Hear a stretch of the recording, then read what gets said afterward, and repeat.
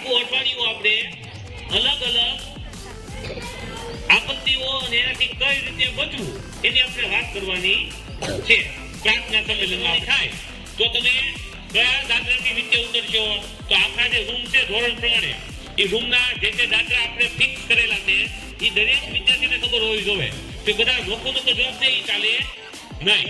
આવ્યો હોય અને આપણે આપણા પ્રાર્થના નથી બેઠા, આપણે રૂમમાં બેઠા છીએ આપણા પોતપોતાના વર્ગમાં, તો શું કરવું જોઈએ આપણે? જેને ખબર રાખવું તો કરે એક બોલવે.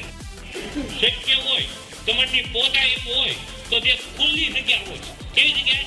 ખુલ્લી જગ્યા જ્યાં આજુબાજુમાં મોટા બિલ્ડિંગ ન હોય ત્યાં ઉભી જવાનું.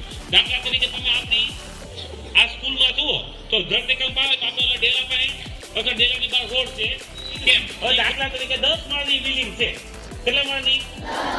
અને તમે 10મા માળે છો તો શું કરશો? તમે 10 માળ હેઠા ઉતરીને આવો ત્યાં સુધીમાં તો બધું દબાઈ થઈ ગયું હોય ને, તો શું કરવું ભાઈ? એટલે આપણે નજીકમાં ક્યાંય ખુલ્લી જગ્યાએ પહોંચી શકીએ એમ ટેબલ હોય તો એની નીચે બેસી જાઓ. અને કેમ બેસવાનું? હાથ ક્યાં રહેવો જોઈએ? હાથ તમારે ક્યાં રહેવો જોઈએ? માથા ઉપર. શું કામ? બોલ ભાઈ, કોણ બોલ્યું?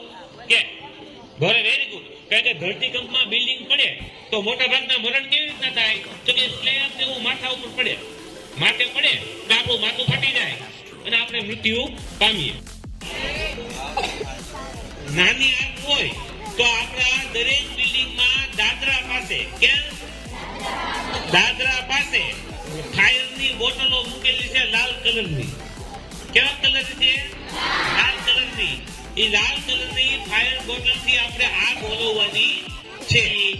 પંખો અથવા વાયર એમાં આગ લાગી હોય તો કાર્બન ડાયોક્સાઇડ વાળો એટલે કે મોટો ને લાંબો બાટલો છે ને એ લેવાનો અને ઓલવી દેવાનો.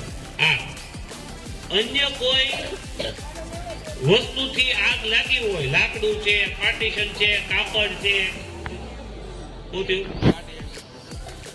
તો હોય તો એ વસ્તુ એ નાના બાટલાથી આગને ઓલવવાની છે. એથી વધુ આગ લાગે, નાની એટલે મોટી આગ હોય અને જો ખાલી એમ બાળવાય તો દરેક માળે આવી ઓલી ગોળ પાઇપ છે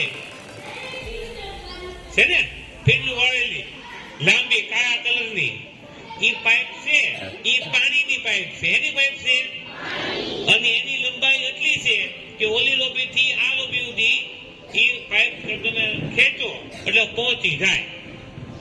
તો એથી વધુ આગ હોય અને જો ખાલી બાટલાથી ઓલો એમ ન હોય તો એ પાણીની પાઇપ છે. એ પાઇપને પેલા લાંબી કરીને ખેંચવાની, આગ લાગી હોય ત્યાં સુધી પહોંચાડવાની. એ પાઇપ વાલ્વ છે પાણીનો, શું છે? પાણીનો વાલ્વ એ બંધ હોય એને કેવું કરવાનો? શરૂ.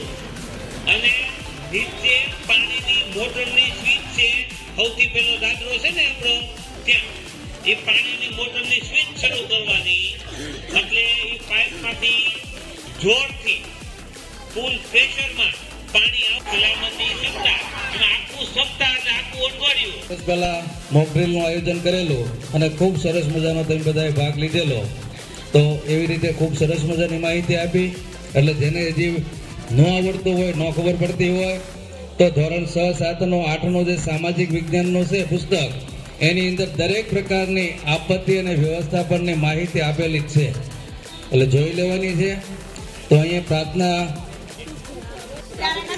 સાંભળજો, અવાજ ન કરતા.